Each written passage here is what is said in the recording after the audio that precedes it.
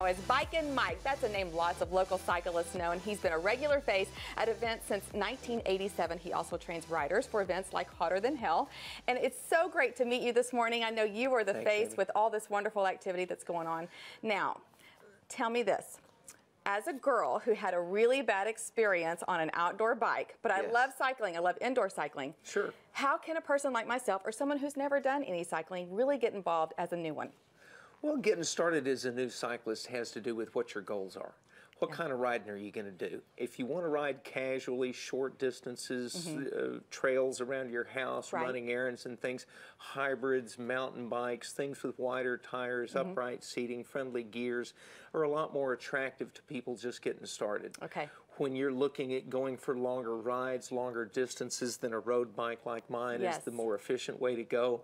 This can be a little intimidating to people, the skinny wheels, tires, and little bitty seats, little saddles and things like that. So yeah, it can be intimidating, but when you can work your way into things on a gradual basis and incrementally build up. So incrementally build up. Incrementally build up has a lot to do with things, especially the fear associated. For example, if you've had a little mishap or a crash or a fall, getting back on the bike and just doing shorter rides for a while has a lot to overcome that propensity to look for fear at every corner, as it were. I think because I knew I was a really good indoor cyclist, I assumed I'd be a great outdoor cyclist. And what happened was I got my foot clipped in to one of these with my special cycle shoe, and I couldn't get it unclipped in time before the bike went down, and I landed on my arm, and it was not a fun thing. Now let me ask you, do you recommend, if you're getting started on an outdoor bike, to maybe not go with those clip-on shoes initially? Well, there are systems that you can use that are more user-friendly. There's one system that has a flat pedal on one side, on the other side has the cleat to lock into, and the shoes that work with those have a flatter sole on them. Right. So you can just put your foot on it and push to get going, and once you've got the momentum, get clipped in so that you're more efficient.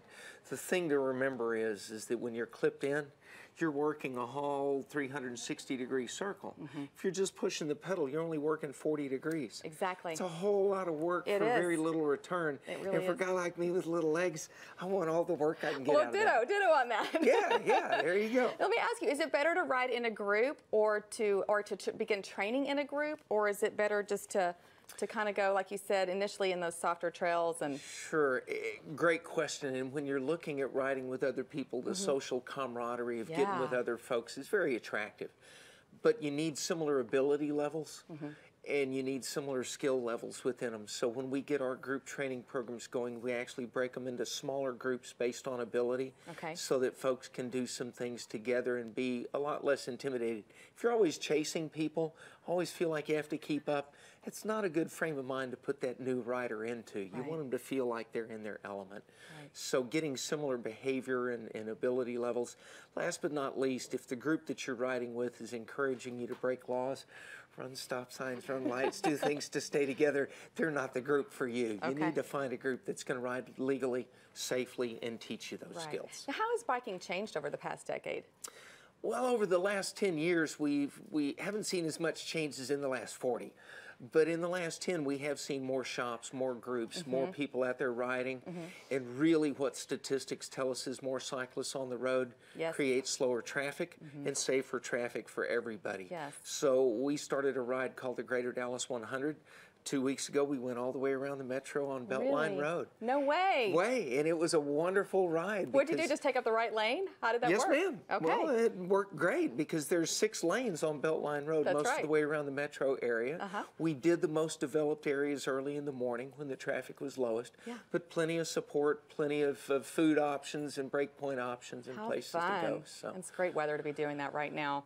Oh, it's wonderful weather to be riding right now. I'm a Texan. I like the heat, and I like the Hotter Than Hell and things like that. Are you training for the Hotter Than Hell right now? Well, I like to train for it year-round. That way I'm not surprised. But training is just another way of getting ready. And so people now that want to ride in the Hotter Than Hell need to be riding about 2/3 of their target distance. Do that through the heat of the summer. Don't need to ride any longer. And then as you get into August, do your little bridge up to your 100-mile or 100K, whatever your distance is. You'll be ready to go. I think I'll be a good cheerleader on the side of the road. How about I just pass out water bottles? Love to have that. Love to have that. You need that girl too, right? We need all the water and support we can get. Oh, thank you, Mike. And you can find out more about Bikin Mike on his websites, bikinmike.com, of of course. And next, we are with our friends from Health Diagnostic Laboratories. We're talking about diabetes and what their tests can tell you about your genetics. We'll be right back.